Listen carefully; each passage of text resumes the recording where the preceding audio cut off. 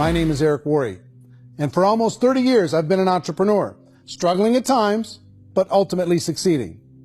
As a best-selling author, speaker, and business owner, I've spent my entire career helping millions of people around the world to become entrepreneurs. And I believe strongly that there is, in fact, a better way when it comes to how we make a living.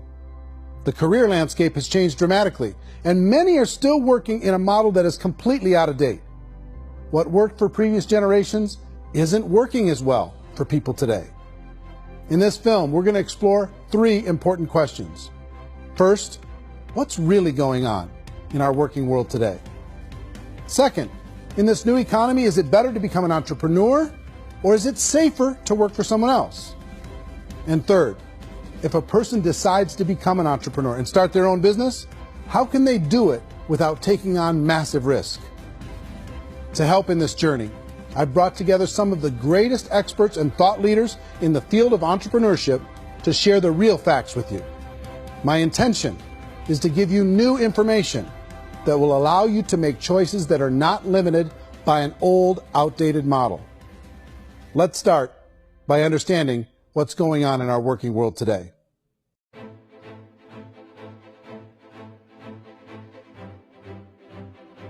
Let's look at unemployment. 30–40% of the people are honestly not working, but would be working. What our government does is if you haven't found a job in 6 months, we don't call you unemployed. We pretend you dropped out of the labor force. I've often said that unemployment, particularly structural unemployment, that's unemployment due to technological changes, is the first sign of economic growth. Think of it, 10 people live on an island. They go out every day and fish. One day, new technology shows up. A missionary brings them a net. Now, using the net, one pilots the boat, one throws the net. 2 fishermen can do all the work 10 used to. That's a 500% increase in productivity, 2 doing the work of 10, in one day. You don't have to learn a lot to learn how to throw a net instead of throw a fishing line. The island's got a big problem, 80% unemployment. But the island still has all the wealth of the fish because the 2 people produce as much fish as 10 did. Now, of course, looking back in history, these changes used to take thousands of years. And during that time, we went into farming and transportation. Some of us became doctors and some teachers and lawyers, and we developed all these new professions and new manufacturing jobs. Today, these changes are occurring literally in one day when a new technological advance occurs, and we don't have the social structures to deal with it or to retrain the unemployed people. So one of the things that I think is interesting as I travel across the country and really travel around the world is the way that we work and the way we get paid for work is changing pretty dramatically. On a global basis, everything is being turned upside down because of the rapidly advancing technologies. They are eliminating many jobs, and we have been left with many people not prepared for the jobs that exist. A lot of demand in public companies was to squeeze out all the fat and to get just as much margin as we possibly could, and fat equals humans. So this idea of job security in information age is so obsolete, but it's still taught inside our school system, and that's where the problem starts. There's no financial education in school system, and people are still trained to be employees to work for that paycheck. This is a chart on the middle class. What's happening in the middle class, those that went to school, their incomes have been coming down for years. I feel sorry for the person who dreads going to work, who is sick to their stomach on Monday morning, who hates their alarm clock, who gets a little glimmer of hope on a Wednesday because it's hump day and says, thank God it's Friday. And they live for those 2 days a week where they get to be themselves and they don't have to be around people they don't like, and they don't have to play the political game in the office, and they don't have to live this half life. The person that works 50 weeks a year just to be able to have the 2 weeks for vacation. And you know what happens to most of them nowadays? They don't have a vacation. They have a staycation. They have time off of work, but they don't get to go where they want to go.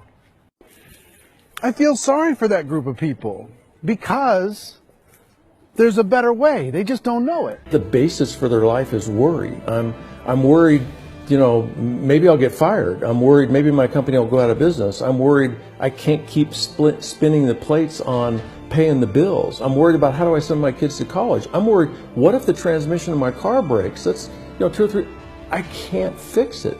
People live in a sea of worry, and it eats at them. It's time to look in the mirror and say, it's not the economy, it's my economy. It's my little world of where I am. I need to improve. I'm not going to wait for the economy to come back, because frankly, the economy is doing great in this country.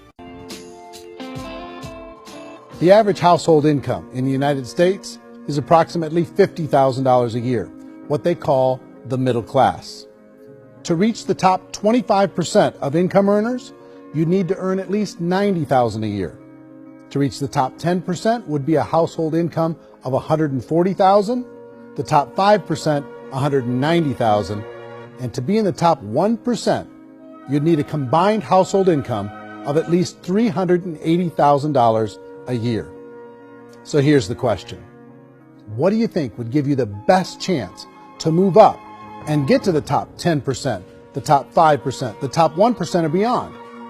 In my opinion, and in the opinion of many, many experts, the answer is to become an entrepreneur, to become your own boss. The spirit of the entrepreneur is to be a risk taker and to be resourceful and unstoppable, and to have a vision of yourself beyond where you are and not willing to settle for life as it is. Think about the great entrepreneurs. They're visionary. They have heart. They're willing to do today what others won't so they can do tomorrow what others can't. Personally, I don't think of the new economy, the old economy. I create my own economy. The entrepreneur's in control. I decide what the economy is going to be like. In the world of entrepreneurship, there are no limits. You can make as much as you want, depending on how much you want to work and how smart you are and how great a team you put together. There's no more lifetime rewarding business than being an entrepreneur. Why in America, where anyone could be anything, would people want to give up their freedom and become effectively a modern-day slave, told shut up and be here every morning at 7:30, leave at 5:30, and do what I tell you? And most people say, I'd love to be my own boss. 70% of Americans would love to be their own boss, according to recent polls. But they don't know how to get there. Because what are you going to do? One, you could buy an existing business. If somebody's selling an existing business, you have to ask why. Usually because it's probably hard. It's probably not making as much money as they hope. Two, they could buy a franchise.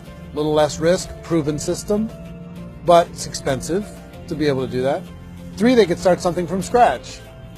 And that's where a lot of people feel like, I don't have the chops to do it. I don't have the money. I don't have the product idea. I don't have the expertise. I don't have whatever it's going to take to be able to get there, and I can't risk my family to do it. So, fourth, they could become an investor. A lot of people in this town invest to try and figure out a way, but you got to be pretty smart with that game too, right? People that start their own business, they spend a lot of money, they spend a lot of time, a lot of effort to get things started. And the more you invest on the upfront, the harder you typically work at it.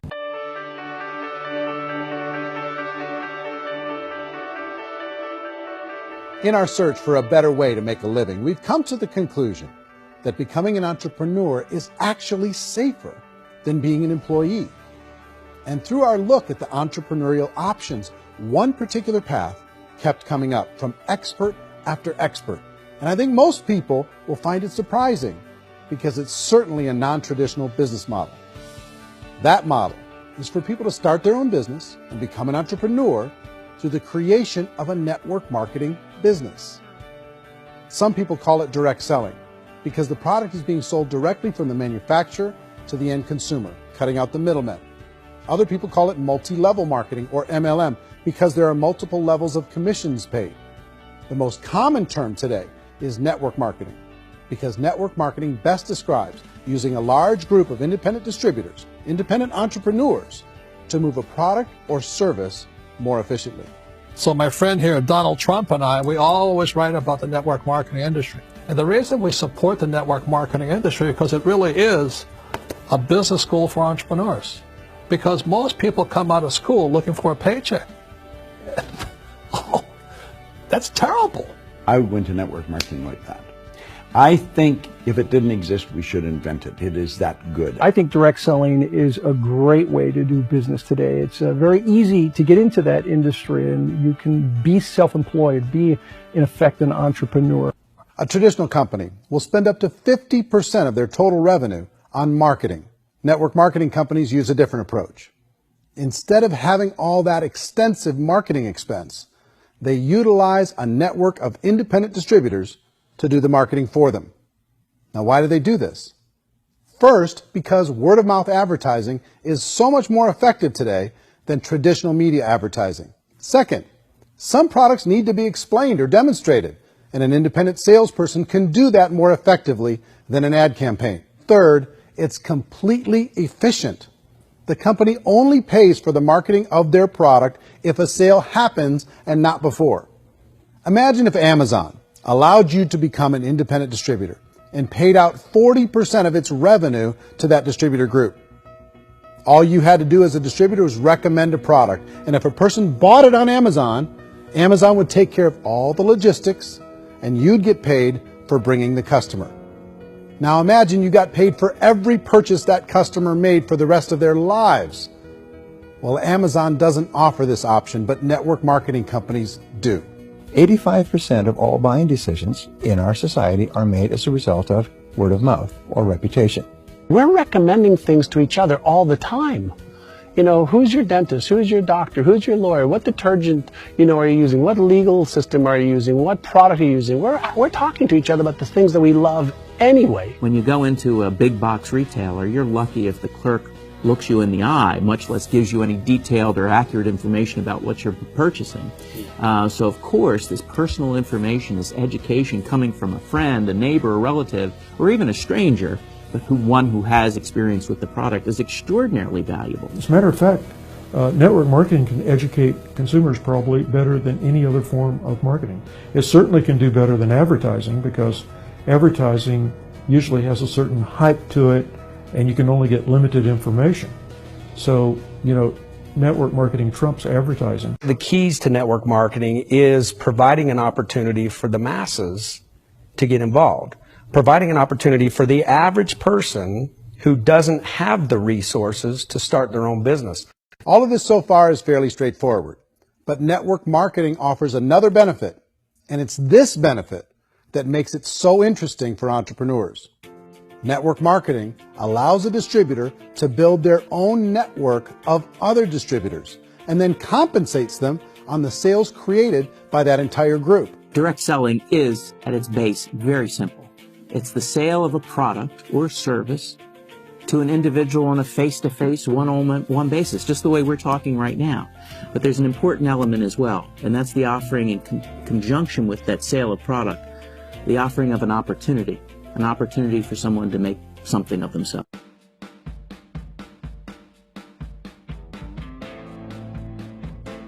According to the Direct Selling Association, if you add up all the network marketing companies around the world, they combine to do over $178 billion a year in retail sales.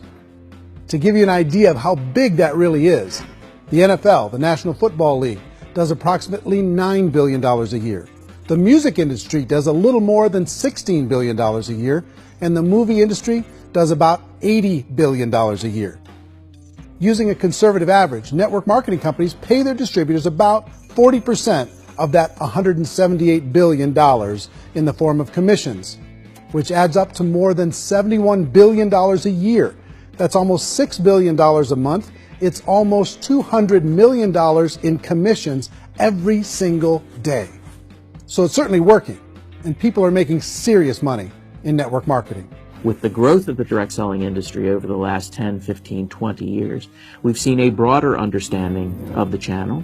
We have seen more and more people getting involved in the business, so our penetration in the marketplace has increased, and thus the understanding in the marketplace of who we are has increased. And we've seen non-direct selling companies look at the direct selling model and say, something's going on there. People are making money, companies are being profitable, individuals are being motivated, product is being delivered to market. Maybe we should explore this. Some people think only the people at the top make money. Well, let's take a look at that as well. In the network marketing profession, there are roughly 500 people in the world who earn over $1 million a year. If you round that number up to $2 million a year, that adds up to about $1 billion a year. That takes the $71 billion paid out each year down to $70 billion. So where does the rest of the money go? The vast majority goes to part-time people making anywhere from a few $100s a month to many thousands of dollars a month. It goes to people who choose to make it a full-time career move and earning even more than that. Every day, people are using the money they earn through network marketing to pay off debt, have more fun, and improve the quality of their lives. Everyone I know in network marketing has been doing that since the 50s. They go to work when they want to go to work. They stop working when they want to take time with their children to have a leisurely breakfast and discuss issues and drive them to school. They go back to work when they get home, wherever they're working out of. The biggest thing that I've seen is people that have become much happier in their life. MLM has probably made more millionaires of more people in more countries, and I've spoken to them in 67 countries, than any other single form of business, starting from nothing. If they have a choice between working a job for the next 10 years or working a network marketing business for the next 10 years, the result of working the network marketing business will be better. How many people are involved? Approximately 16 million Americans and 96 million people around the world are currently participating in network marketing. And in a recent poll, 82% of those people report a good, very good, or excellent experience with network marketing. So people are happy.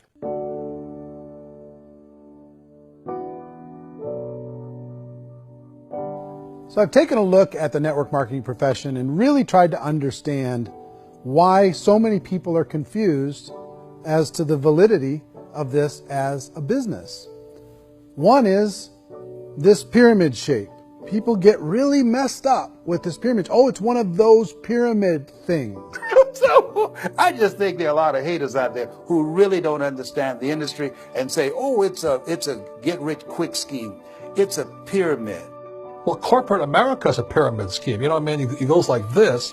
You have thousands of MBAs, let's say working for Ford or General Motors or Coca-Cola. If all these MBAs are all trying to get to here, that's a pyramid. Only one guy's going to make it. Every 10 years, one's going to make it. Whereas you look at network marketing, it's like this. So you're here, and your job is to develop other CEOs coming up behind you. So it's an inverse pyramid. It doesn't matter what shape the company is or the compensation plan is shaped, whether it's a circle or a pyramid or a triangle or a trapezoid, it doesn't matter. If compensation is coming primarily from recruitment, then you've got a problem. On the other hand, if an operation is basing their compensation to participants on the basis of sales, even when those sales are generated by people you've recruited, well, then you're a perfectly legitimate enterprise. That's the legal test. It's the practical test. People start talking about 99% of people in network marketing don't make any money. Well, we've talked about that over the course of this journey together. Almost $200 million a day is being paid out to network marketing distributors around the world. The naysayers, the people who say that it doesn't work, are usually the ones who just don't know how to make it work for themselves. And so they're giving you an opinion, and I tell people, don't confuse people's opinions with expertise, because opinions are free. And don't confuse sincerity with the truth, because people can be sincerely wrong. But here's the reality inside of network marketing. The vast majority of people that get involved in network marketing just become customers, and they get involved to be able to purchase product at a lower price. If you take Costco as an example, if a person goes into Costco and gets a membership to Costco so they can get a lower price on the product, we don't call that person a loser because they have a bunch of product that they walked out with a smile on their face. Yet when some people want to take a look at network marketing, they say, well, those people, they're just using the product and they aren't earning an income, so they must be a loser. They're not a loser. They're a happy customer. That's the vast majority of people that are involved in network marketing. Now, a smaller percentage of those people decide to go build a business. They earn $300 a month, $500 a month, $1,000, $2,000. That's the bulk of earnings in network marketing. And then there's the few that really decide to take it serious, really decide to build a large network, really work to make that network very, very productive. And those people make huge amounts of money, and there's no cap.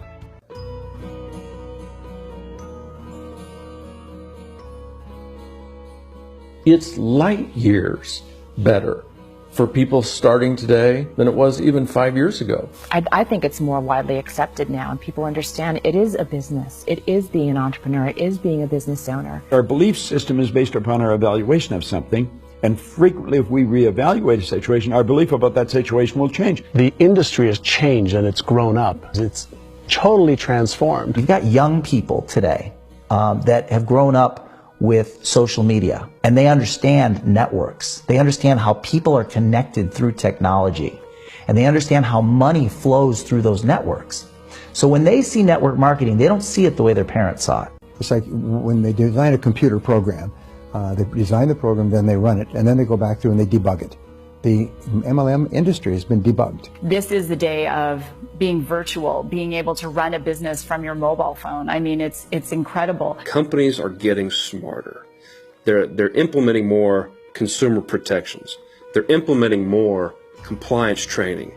They're doing more with respect to product research. If you do get involved and you make purchases of inventory, even on a voluntary basis, if you decide that this business is not for you, you can leave and have that inventory repurchased by the company. There's no other business that offers that kind of protection on a voluntary, self-regulatory basis.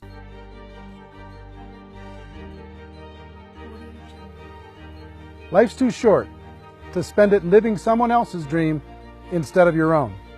It's too short to spend it living at a fraction of your potential. Can being an entrepreneur be a challenge at times? Sure. But here's what you get in exchange. It can be yours.